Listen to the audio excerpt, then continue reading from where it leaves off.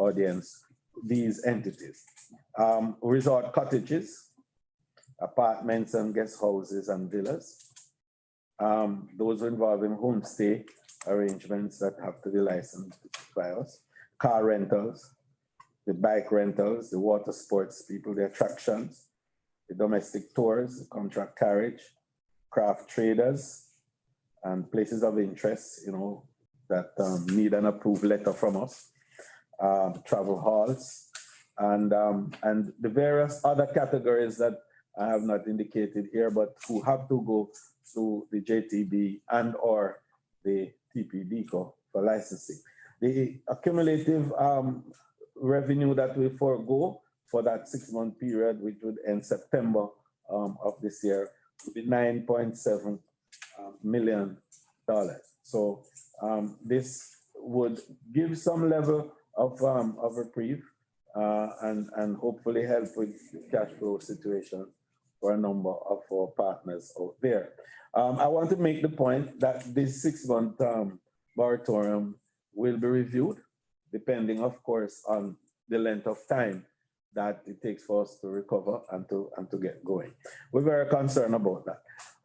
The other key point that I wanted to make was that Professor Shirley has kindly consented to chair the cruise recovery program for COVID-19, and I wanted to announce that today because the panel that we have established is a very eminent one, which includes some of the best minds in the cruise sector, and we're hoping to have them begin to work as early as next Monday, so that we could start putting protocols in place, we could start engaging our partners to get that sector back on track as quickly as possible after the recovery. What we call the land-based tourism, that is the bread and butter side of our tourism, that team, which I chair, will also start working on Monday. And it consists of all the key stakeholders and major players in the industry. And we're going to be working on a hard 2-week drive to get the framework of the recovery ready for first discussion. We are talking with a major international company to work with us in developing the technical aspect of the plan. And we are going to be taking that plan now to our partners overseas, our airline partners, or cooperators and so on. So all of us will buy into this, because what we're trying to create is a new tourism after COVID-19. We recognize the changes that are going to take place. We recognize the primacy of health security in all of this, and also to ensure that our destination assurance is there, not just as a promise to the market that you'll be safe and secure when you come to Jamaica, but a promise to ourselves that we will make sure that all the citizens of Jamaica are safe and secure and are practicing the highest level of health protocols that is available. So those points I wanted to make. And finally, last week we announced the online training program, and that program will in fact now be launched next Wednesday at 2 o'clock. And already we have gotten interest and registration from a whole host of workers. And I've never seen a program that we've brought on board that has seen so much interest. Yesterday we had a virtual meeting with all the heads of hotels across Jamaica, involving also some of the HR leaders, and they showed a level of excitement for this program that I believe was most encouraging. So Carol Rose Brown, who heads the Jamaica Center for Tourism Innovation, and her team will lead off that program on Wednesday of next week.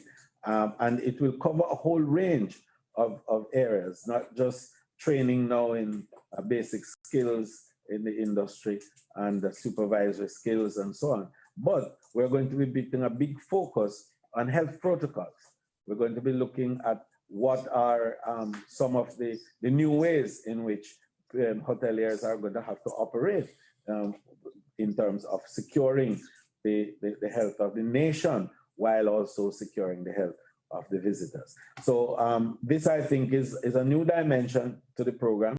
It wasn't there when I spoke with you the last time, but in the last week, we have come together, and again, through the recommendation of our partners in the industry, we have included that in the curriculum for the online training. So I want to thank you for giving us some time this morning, and now we want to open for questions that you may have. So ask first, want to unmute. Remember the drill, you unmute, and then you shoot your questions.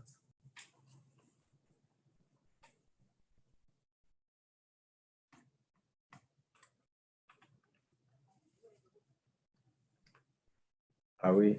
I'm seeing people, but they're not. People, yeah. They're not. Are they here? They're not talking. You think they heard? Yes, are you hearing me? I'm just gonna say good morning just to test whether it's working, Minister. If you're hearing me, that means it's working. Yes. So you can invite anyone else in Zoom, sir, if they have a question, just unmute and go ahead. So anyone in Zoom that has a question, just unmute and go ahead.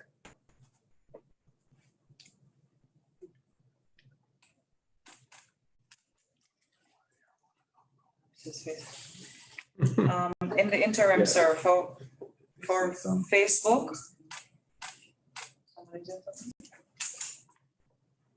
No. John?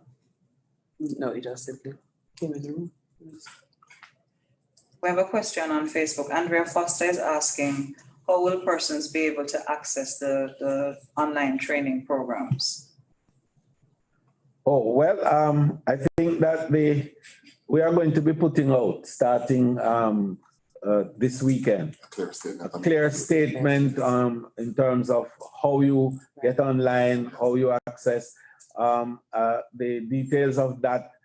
And as a matter of fact, it's going to be more than just a statement. We're going to have ads on television and on Facebook and all the social media with regards to that. I personally don't have all that detail at this minute to give you, but we will have it all ready for you for this weekend. Right. And most of the commentary we're receiving from social is not questions, it's just applause, apparently, and good initiatives, especially where the online training is concerned, sir. So they're ready to sign up. Well, we're getting very positive reviews from the social media players this morning on much of what is being said.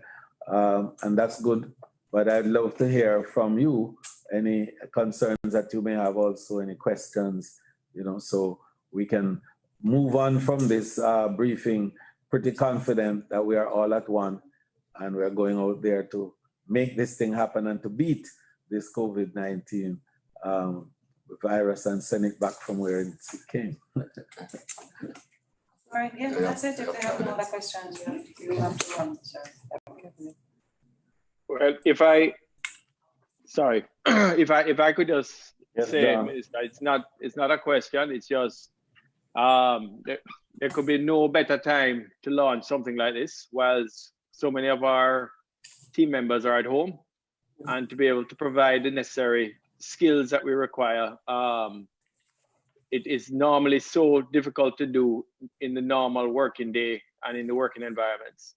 So this initiative is really something that I can completely understand the applause that you're getting and fully support. It really can make a big difference, especially with the new skills that we're gonna need to learn with regards to the new health protocols that are very much going to have to be embraced by every part of the industry, hotels and attractions, transportation, etc. So Just wanted to make that note. Thanks, John. It's part of your resilience building. Yes, of course, the director is making the good point. This is a key part of the whole tourism resilience that we're building to enable us to respond quickly and bounce back fast after disruptions that may come from time to time. Okay, thank you very much and have a great morning. Thank you, Minister. You too. Speak.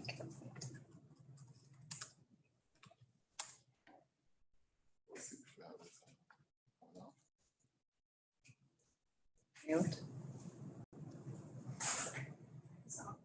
So, We don't know. play it.